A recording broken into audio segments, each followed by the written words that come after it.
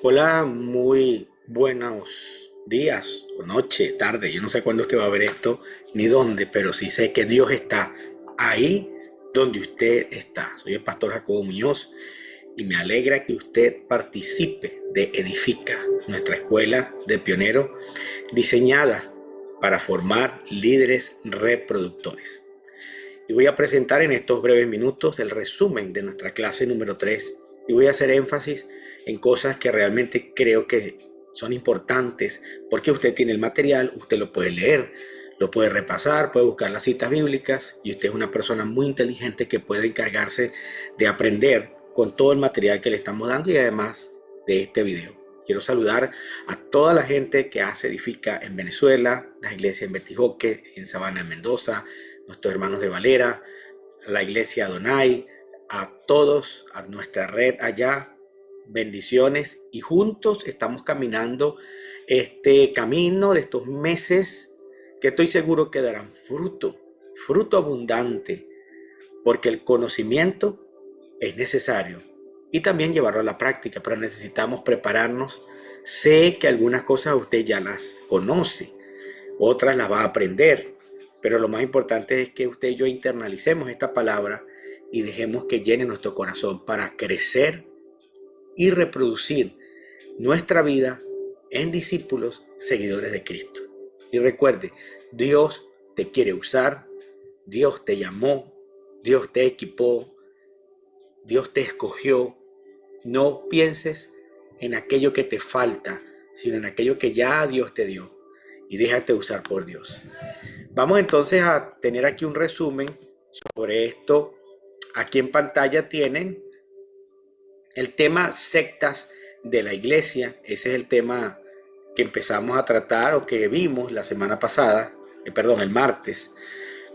Y hablamos de que Timoteo 4.1 dice que el Espíritu dice que en los posteriores tiempos algunos apostatarán de la fe. Es decir, algunos volverán atrás. Eso es lo que significa apóstata, volverse en contra de la fe, abandonar la fe. Y eso lo estamos viendo, no es nuevo.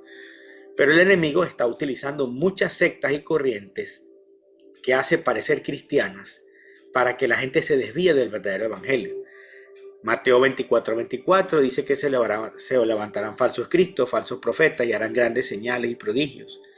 De tal manera que engañarán, si fuera posible, aún a los escogidos. Por eso es que hay que tener claro y cuidado, tener mucho cuidado de que la falsedad puede arrastrar a cualquiera por muy espiritual que se sienta. Por eso necesitamos estar fundamentados en Cristo, en su palabra y en sus verdades. Dice Gálatas que aun si un ángel del cielo anuncia otro evangelio que sea maldito, es decir, la Biblia dice que vendrá maldición sobre aquellos que cambien el evangelio conocido. Y hoy eso se está haciendo a través de las redes sociales, a través de pseudos profetas y pastores que están cambiando el sentido del evangelio. El evangelio es las buenas nuevas de salvación. Dios se hizo carne, envió a su Hijo unigénito a salvar al mundo, murió en la cruz, resucitó, se sentó al cielo, dejó a su Espíritu Santo y por medio de ese sacrificio el hombre tiene la redención eterna y el perdón de los pecados. Un resumen, esa es la buena noticia a la humanidad. La buena noticia es que somos salvos, pero hoy en día, y dice la palabra que puede incluso aparecerse un ángel que contradiga eso y no debemos escucharlo.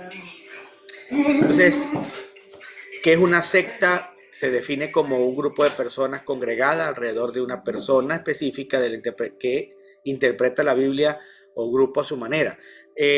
Alrededor de una persona específica o de la interpretación de la Biblia de una persona. Es decir, una secta es un grupo que se reúne en torno a una persona a exaltarla y esa persona tiene una interpretación propia de la Biblia aislada o peor aún, su propio libro. Yo agregaría que una secta es un grupo que niega a Cristo, que tergiversa la Biblia y que predica cosas que a la larga pueden resultar en tu deterioro, en tu enfermedad o que destruyen tus emociones y no te llevan al arrepentimiento, a la fe y a la transformación. Entonces, estos puntos son a los que les voy a dar bastante fuerza o les voy a dar más énfasis en esta mañana. ¿Qué es lo que caracteriza a una secta? Atención, porque tenemos que cuidarnos de una manera directa y clara a través de las escrituras. Número uno, Jesús no es el centro de atención. Hago un paréntesis, sectas hay muchas. Apenas hablamos de Testigos de Jehová, de los mormones, de la propia Iglesia Católica, pero hay miles y miles de sectas.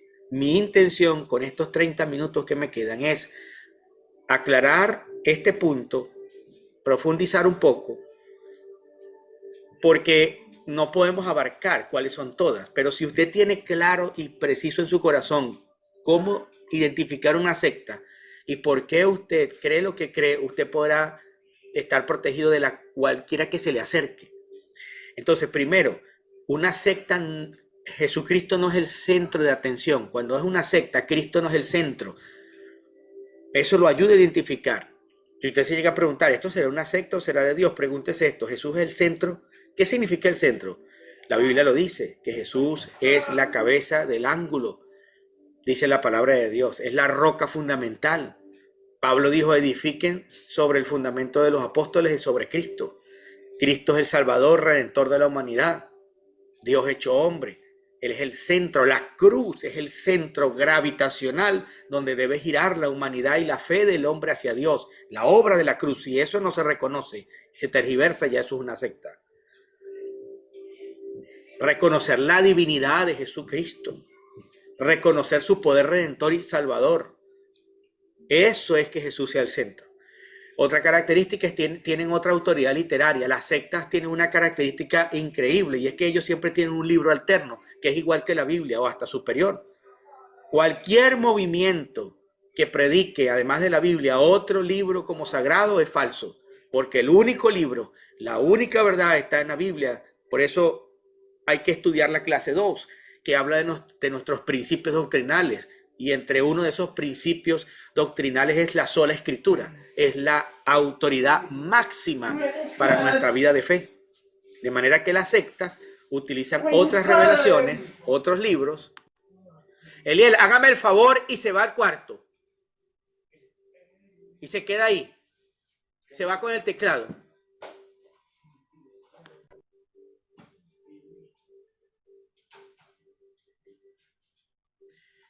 Ok, sigamos entonces compartiendo esto.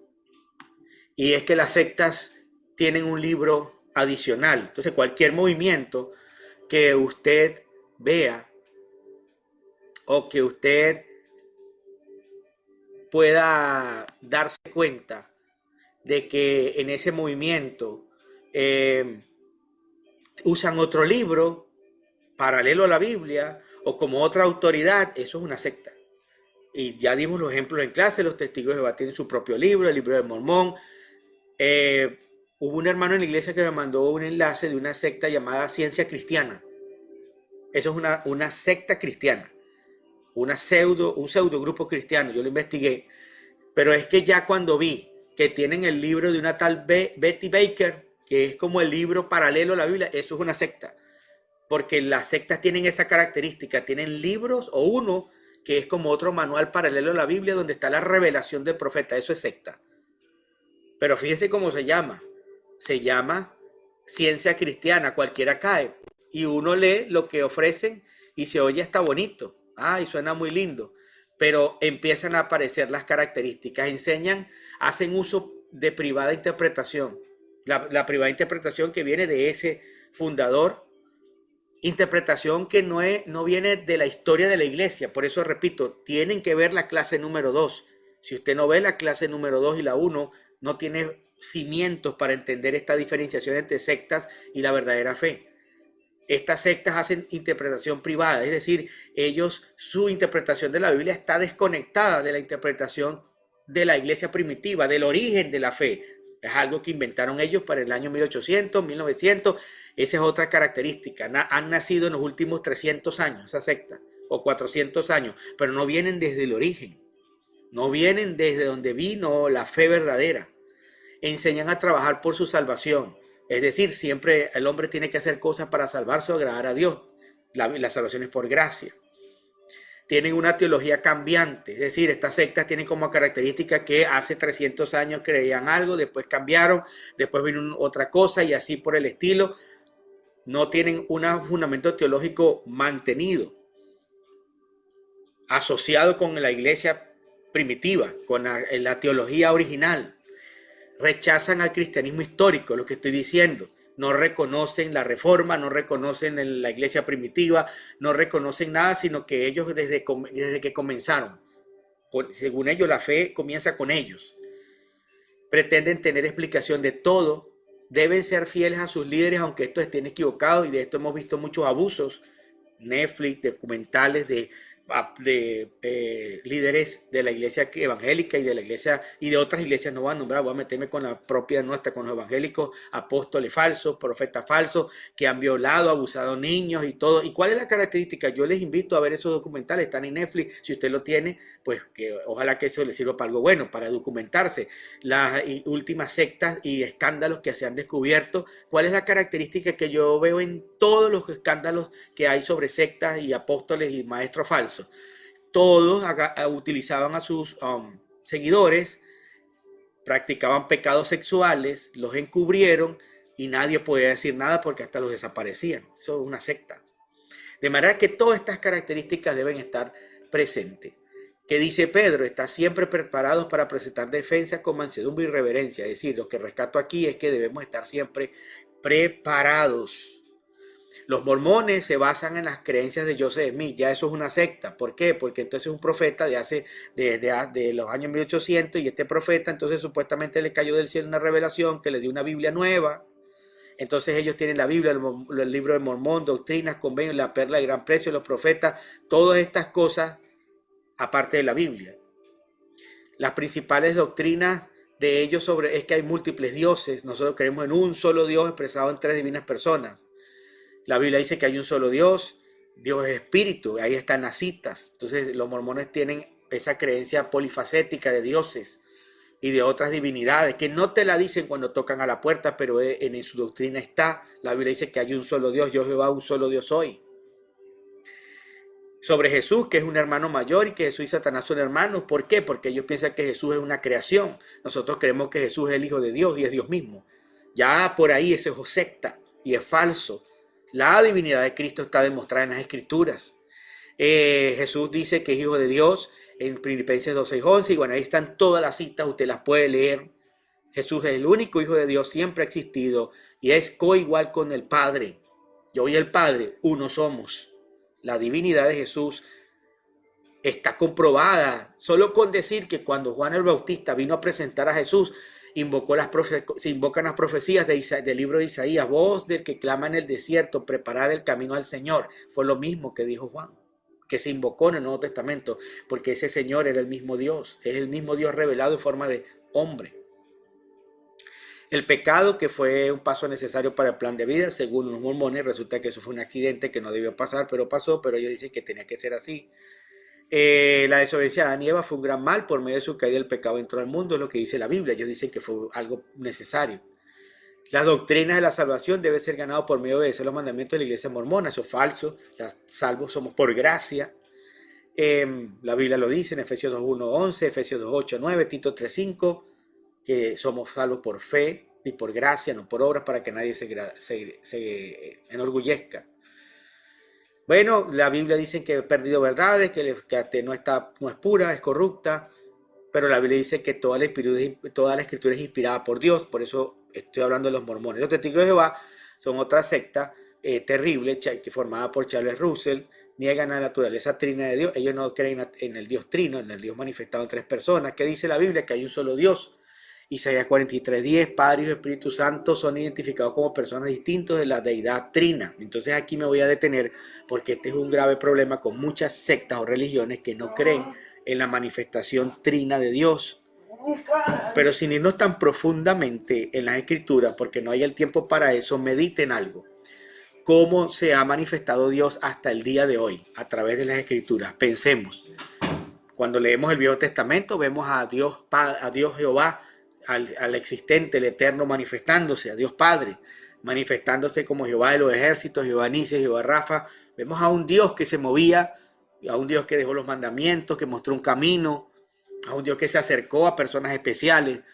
Luego vemos a Jesús, es Dios obrando, lo vemos ahora manifestándose en forma de carne, se hizo como nosotros, y Él trabajó en esos 33 años aquí en la tierra para salvarnos, 100% Dios, 100% hombre, pero era Dios, pero en carne, despojado de su majestad del reino. Y luego ahora dice que Jesús fue al cielo y dejó ¿quién? Al Espíritu Santo, y Él es Dios también, manifestado en espíritu, dándonos de poder, sabiduría, dirección, dándole la fuerza a la iglesia en este tercer día, como yo lo denomino, donde Dios está trabajando a través de su Espíritu Santo, que es el que está activo ahora en el mundo entero y a través del cual usted y yo fuimos salvos. Entonces, ¿por qué pongo esta idea sobre la Trinidad? Porque ahí vemos, Dios es uno solo, porque las tres manifestaciones tienen las mismas características de deidad y de poder, pero de diferentes maneras en diferentes épocas. En el Padre, después el Hijo y el Espíritu Santo, moviéndose en la humanidad.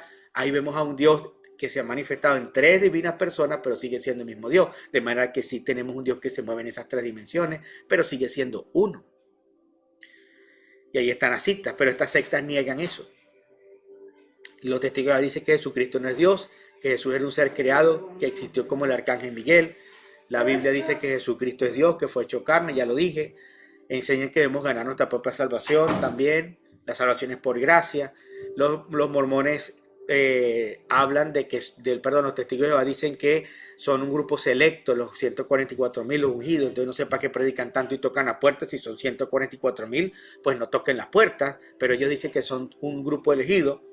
Jesús llevó los pecados personales de todos los hombres. Por eso en nuestra doctrina arminiana creemos que Jesús murió por todos, que Jesucristo vino a buscar la humanidad, y hay un versículo que lo dice, porque de tal manera amó Dios al mundo, que ha dado su Hijo unigénito para que todo aquel no se crea más, no se pierda, más tenga vida eterna. Todo el que crea en él, para aquel que crea, para todo aquel que cree, no se pierda y tenga vida eterna. Todo aquel. La salvación es un regalo abierto a la humanidad, no para unos escogidos específicos o para un grupo selecto. Por favor, la escritura está llena de citas que lo demuestran. Dice la Biblia que Jesucristo amó al mundo.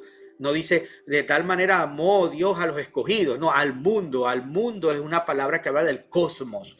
La palabra mundo es el cosmos, es el sistema, es el planeta. Entonces Jesucristo vino a morir por todos. Que todos no lo acepten, que todos no lo reciban, esa es otra cosa. Eso es decisión de cada persona, por eso creemos en el libre albedrío. Si no fuera cierta la teoría del libre albedrío, entonces cuando Adán y Eva estaban en el Edén, Dios hubiese intervenido, ¿verdad?, con un cuchillo de fuego y le hubiese cortado la cabeza a la serpiente y hubiese dicho: aquí no pasó nada. Siguen siendo santos y lindos y no, pero ¿por qué Dios no intervino? Porque Dios nos creó con libre albedrío para que le demostráramos por decisión propia nuestro amor, nuestra obediencia. Ahora, Él buscó la manera de salvarnos no por nuestras obras, sino por nuestro amor para perfeccionarnos. Pero Dios nos creó como una libertad de pensar y decidir. Y ya en el Génesis destruye toda teoría de unos escogidos o elegidos nada más.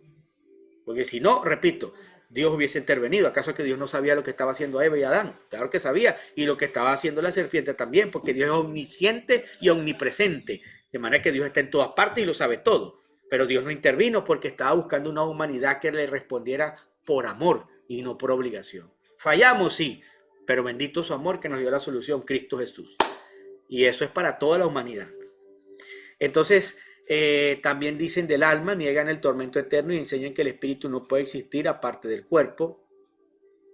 Entonces nosotros sabemos que la Biblia habla de un castigo eterno. Jesús dijo: el que creyere será salvo y el que no será condenado. Eso está muy claro. Que hay un lugar al final donde las almas rebeldes irán, pero bueno, ellos dicen que no. Y una cantidad de cosas que niegan esto que ellos dicen, que el espíritu está separado del cuerpo y todo aquello, y de manera que la Biblia dice que estamos formados por tres elementos: todo vuestro cuerpo, alma y espíritu. Somos mente, somos espíritu y somos alma. En el espíritu habita Dios. Es la parte de nuestra esencia que se conecta con Dios, pues Dios es espíritu.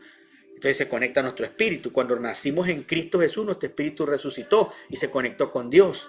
Nuestra alma está en los sentimientos y emociones, y nuestra mente la capacidad de pensar. Esas tres cosas hay que consagrarlas a Dios y son redimidas por la sangre de Cristo. El espíritu humano continúa su existencia después de la muerte. Eso está en la Biblia demostrado. Eso es lo que parte cuando morimos. Los que rechazan a Dios sufrirán un tormento eterno, eso lo dice la Biblia. La Biblia solo puede ser interpretada por la sociedad y ningún individuo puede aprender la verdad sin su ayuda. Eso es falso. De hecho, hay un verso que no recuerdo en este momento, que está en la Biblia, que dice que en el tiempo final cada quien aprenderá directamente por Dios. Vamos a ver si yo lo puedo buscar, esto no estaba en el guión, pero hay un versículo que dice eso. Vamos a ver, aguánteme ahí, tenga paciencia, que hay una cita que dice, la Biblia dice, es más, la Biblia dice que cuando nos fue dado el Espíritu Santo, Él nos enseñará y nos recordará todas las cosas. No es no la interpretación de la Biblia. De hecho, yo escuchaba a mi papá cuando contaba sus historias de la iglesia, de su niñez. Ya estoy buscando el verso. Nadie enseñará a su hermano, dice la Biblia. Jeremías 30, Hebreos 8, 11 y 12 dice, ya nadie enseñará a su prójimo, ni le dirá a su hermano, conoce al Señor, porque todos me conocerán, desde el más pequeño hasta el más grande. Seré misericordioso con su injusticia y nunca más me acordaré de sus pecados, de sus iniquidades. Eso está en Hebreos, haciendo referencia a Jeremías 31, 34 también. Y no tendrán que enseñar más cada uno a su prójimo y cada cual a su hermano diciendo conoce al Señor, porque todos me conocerán desde el más pequeño hasta el más grande. Esto no significa que no vamos a estudiar, porque aquí estamos aprendiendo. Estamos hablando de que Dios se le va a revelar, se le iba a revelar a la gente cara a cara, uno por uno, de manera que no hay nada escondido.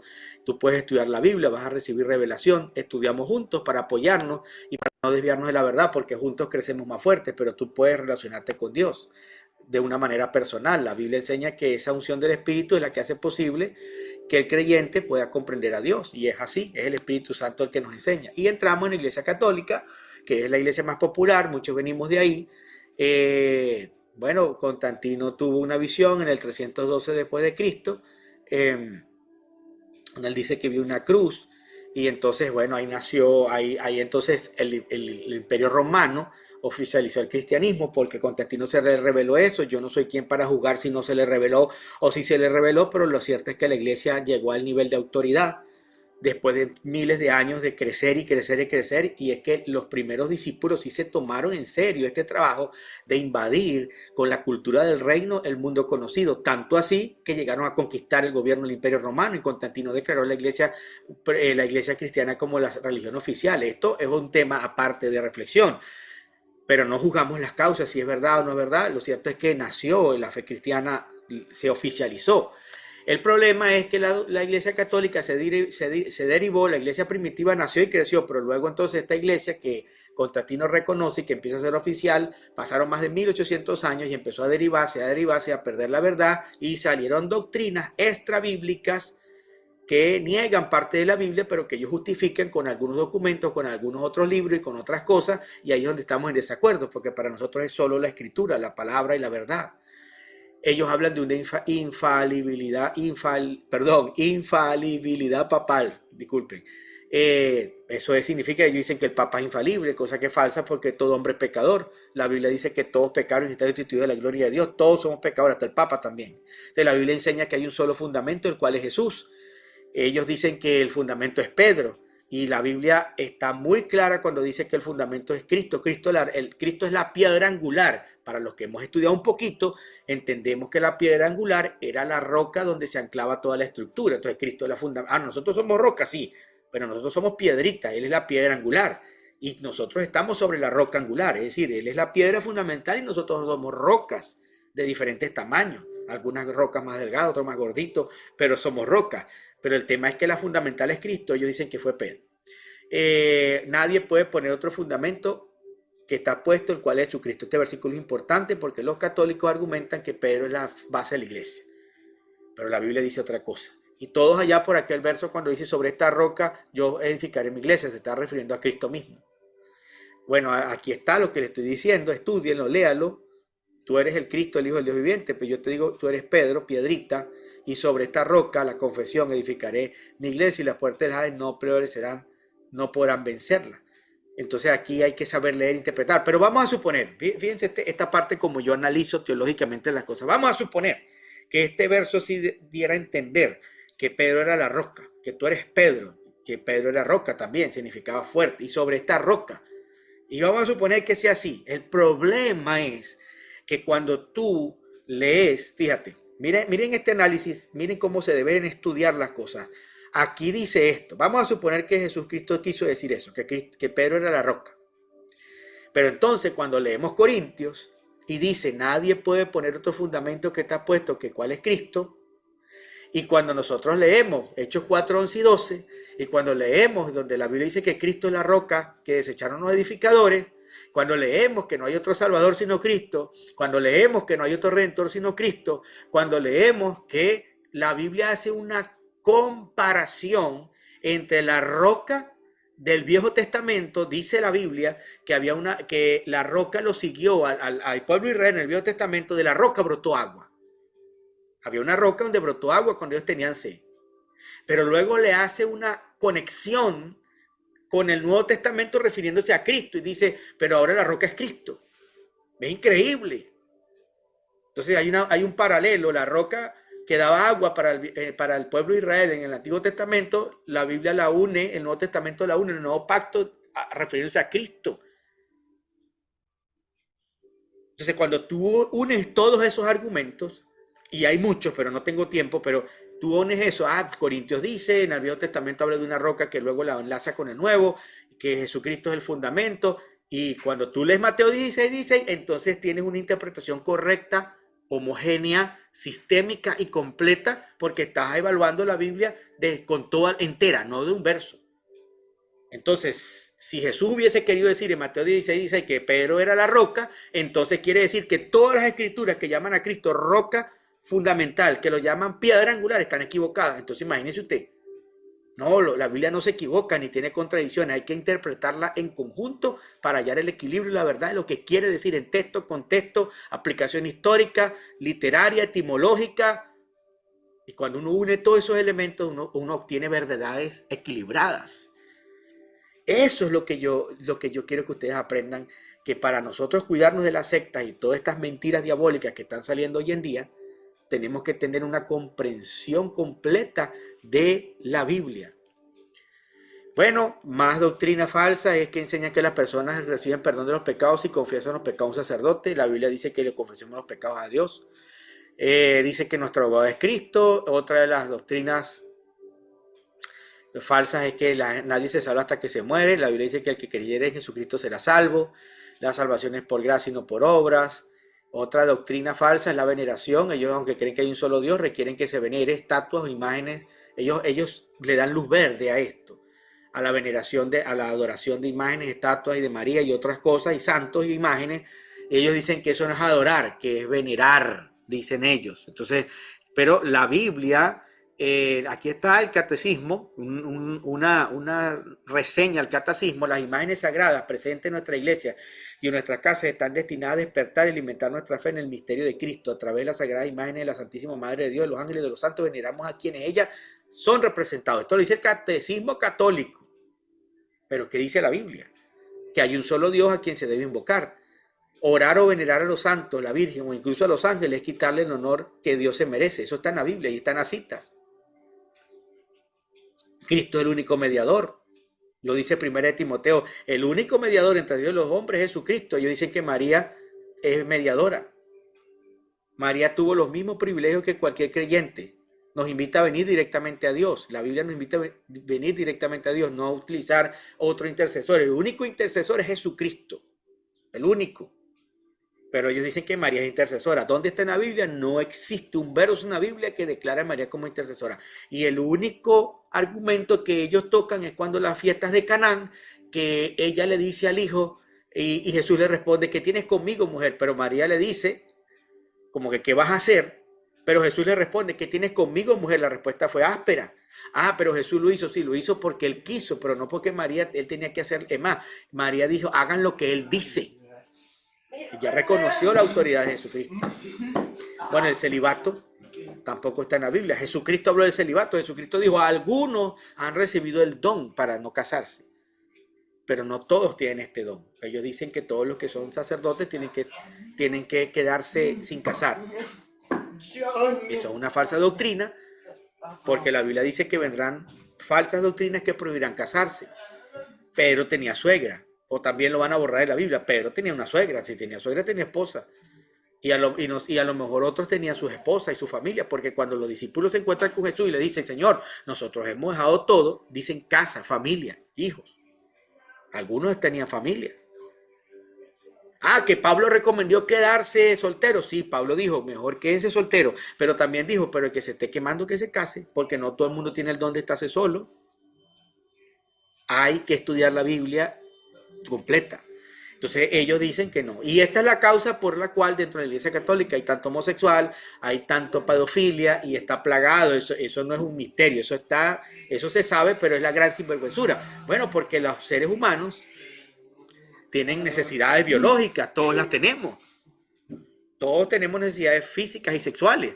Entonces, si tú privas a un hombre que no tiene el don del celibato, termina buscando satisfacer esas necesidades con un hombre con una mujer, y de ahí nacen los terribles pecados que hemos visto en la Iglesia Católica. En la Evangélica también hay apóstoles y pastores sucios y pervertidos que han caído y que se han juzgado y que Dios tenga misericordia. Pero el caso de la Iglesia Católica es que tenemos un poco de sacerdotes con una abstinencia que no tienen el don, pero quieren. Yo les voy a contar esto. Una vez, una amiga de mi universidad, hace muchísimos años, mi amiga, ella era católica. Y yo me la encuentro en el metro de Caracas, no fue una casualidad, porque encontrarse a alguien en el metro es como encontrar una aguja en un pajal. Y me dice, hola Jacobo, ¿cómo estás? Menos mal que te encontré, porque yo servía en la universidad, predicaba y ella sabía que yo era cristiano, pero éramos amigos. Tú no tienes que andar enguerrillado con los católicos, tú puedes ser amigo de los católicos y de la gente. Ojo con eso, voy a hacer esa salvedad, porque hay gente que es terrorista. Hay gente que al que no es cristiano de la iglesia le echa la cruz. No, usted puede tener amigos católicos, mormones, pero no se ponga a hacer lo que ellos hacen, más bien gáneselo usted. Y no caigan en discusiones vanas, a menos si ellos le piden razón, désela con amor, pero yo tengo amigos que son católicos y católicos que se portan bien. Y entonces ella me dice, Jacobo, yo tengo una duda, y se pone a llorar. ¿Y qué te pasa? Carolina se llamaba ella. Es que yo quiero servirle a Dios y me dijeron que me tenía que ser monja. Y a mí me gustan mucho los hombres, me gusta bailar. Y yo le dije, no, ya venga, papá, usted puede servirle a Dios de muchas maneras, pero para servir a Dios no tienes que ser monja necesariamente.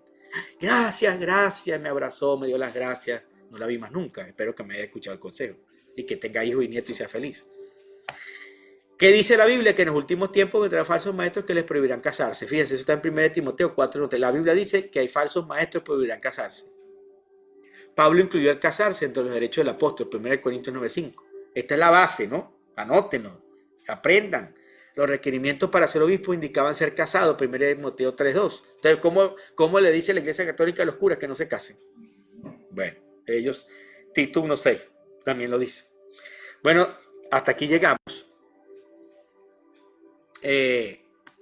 Hasta aquí hemos llegado con estas enseñanzas, con este resumen. Yo lo que quiero decir, mis queridos estudiantes, es estudiense las citas bíblicas, estudiense los versículos que están ahí, lean la Biblia. Y yo voy a buscar una cita que ha sido una guía para mí en estos años, que está aquí, para interpretar la Biblia correctamente, para interpretar la Biblia y defenderme de sectas y de falsas creencias que siempre van a estar, no vamos a ser ajenos a ellas, y aún para nosotros aplicar filtros en la iglesia de hoy con una cantidad de cosas que se están metiendo, y también para no ignorar verdades que están en la Biblia que algunos han querido suprimir guiados por el enemigo y que no nos dejan disfrutar total de bendición. Y esto es lo que quiero leer, fíjense. En Salmo 119, 160 hay una verdad hermosísima y dice, Salmo 119, 60. Ahí se lo voy a poner en pantalla. Me encanta esta cita, anótela, ahí está, escríbala, subrayela. Dice, la suma de tu palabra es verdad y eterno es todo juicio de tu justicia. ¿Qué es verdad? La suma de tu palabra. ¿Qué es suma? Es juntar, voy a poner, ¿qué es suma? Juntar elementos y buscar un total. Entonces, vamos a ver aquí. No se me parta, pues quién se pone brava, Cari. Elemento 1, elemento 2 y elemento 3. Lo sumo y tengo un resultado. Dice el salmista, la suma, elemento de tu palabra, Viejo Testamento, lo que dicen los evangelios, lo que dicen las cartas, leo todo, sumo todo, y además de eso, le echo otros ingredientes al estudio, un poquito de análisis contextual, un poquito de etimología, le sumo, vamos a ver, le sumo un poquito de griego, ¿ves? Le sumo un poquito de contexto histórico, y cuando sumo todos esos elementos, voy a tener la verdad y estaré capacitado para no dejarme engañar ni de sectas ni de falsas doctrinas que toman un capítulo o hasta un libro de la Biblia o un versículo, y lo peor que estoy viendo, y lo digo como maestro de la palabra, doctor en teología y estudiante de las escrituras del Señor, hoy es terrible ver cómo mutilan las enseñanzas del Antiguo Testamento, anulando verdades, principios, formas de culto y cosas que quedaron escritas, que vinieron de la mente de Dios, no para que la hagamos igual, porque estamos en el nuevo pacto, pero sí nos revelan cómo Dios quiere las cosas. Y hoy en día veo incluso gente de la iglesia, del reino de Dios, ignorando las enseñanzas, lo que Dios dijo en el Antiguo Testamento, porque dicen que eso está fuera, porque eso es ley, y que la palabra es de Mateo para adelante. Eso contradice este principio que estoy enseñando, la suma. Usted quiere conocer la verdad de la Biblia, usted quiere tener una interpretación teológica correcta de un principio, usted está confundido por alguna cosa que se predica o que ha escuchado en las redes sociales, sume los elementos y tendrá la verdad.